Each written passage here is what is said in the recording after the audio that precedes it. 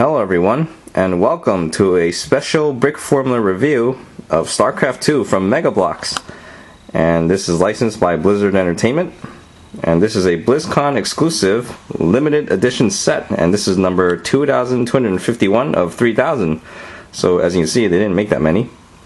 And down here it says for ages 8 and up, which is a good thing because I'm definitely past that. And here's another look at the box, and it's a pretty good box actually. It's pretty heavy, pretty sturdy too. Up here we have a handle, so this we can drag it all around BlizzCon. And over here we have the side where we see the Terran insignia. There's the back, which looks just like the front. There's the other side. There's the bottom. So, not bad. Alright, now to open this baby up. As you can see, there's no tape. Ooh, wow. And that says, full line revealed in spring 2013. Looks like I got plenty of time to think about this and save up. Hey honey, can you help me hold this up for a second? Because I like to save this box. Even though it'll probably just take up space and then get a lot of dust, and then I'll probably throw it out in a few years, but I still like it. So let's take a closer look. Down here we can see that this thing has 1,738 pieces, ages 8 and up again, set number 91400, and this is the Battlecruiser. And if you guys want to read that, just press pause because I'm not going to read it to you, and if you can't read it, just have someone else read it for you. And that's a really nice picture. And there's the inside. There's nothing on that side, and that just says BlizzConMegabloks.com. And over here we have the instruction book. Let's take a look. Wow. There's the parts list, and only Bloks has the part numbers where it looks like serial numbers. Alright, there's the next page. And in case you do throw out the box, you can still read what it says about that Battlecruiser over here.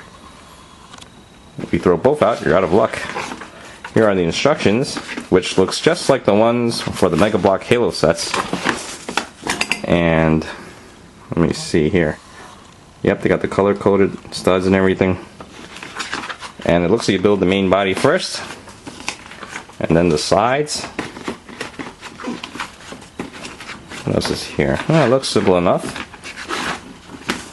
and it makes perfect sense to me. And then you get to the end, and there's the final product.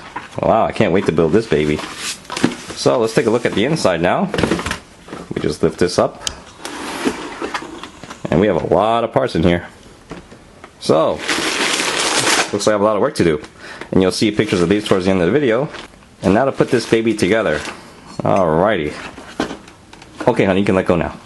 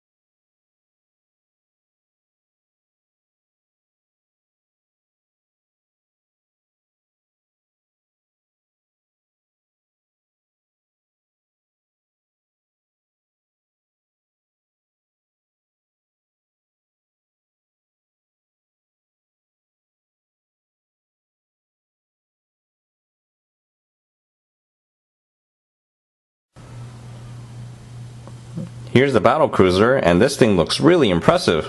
I gotta say, I absolutely love this model, despite some of the small problems that it has, but it's okay, they're not a big deal. For now, let's just check out how awesome this thing looks all around. And here it is from the front.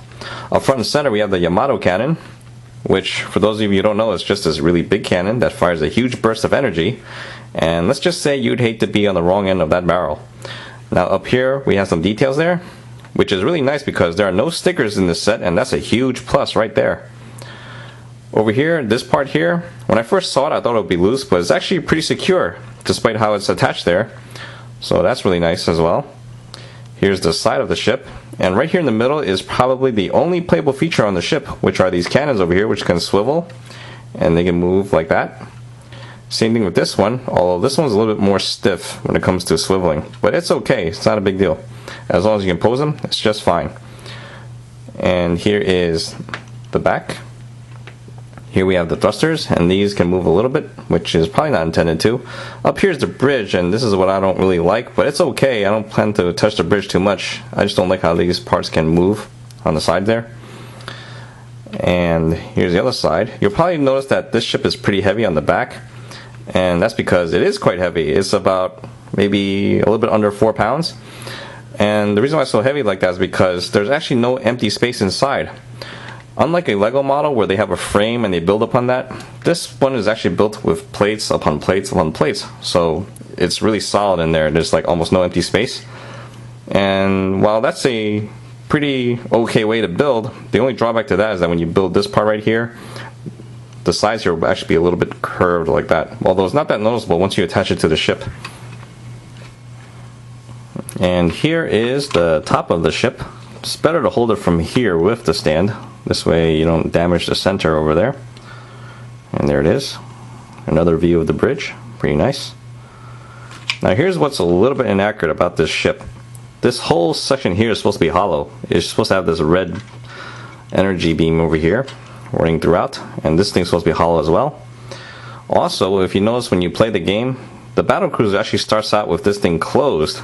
Only after you upgrade it to the Yamato Cannon, then it opens up like that. I guess it would have been nicer if they just made this open and close, but it's okay. It still looks pretty cool. Here's the bottom of the ship, and the best way to do that is to take this off the stand, which comes off pretty easily. But I do recommend it that if you want to play with this thing, you should hold it right there, and that's it, and maybe from the front. You could hold it in the middle, but you do have a high chance of knocking these parts out, and they're real pain to put back. Anyway, here it is. There we go. There's the bottom for you.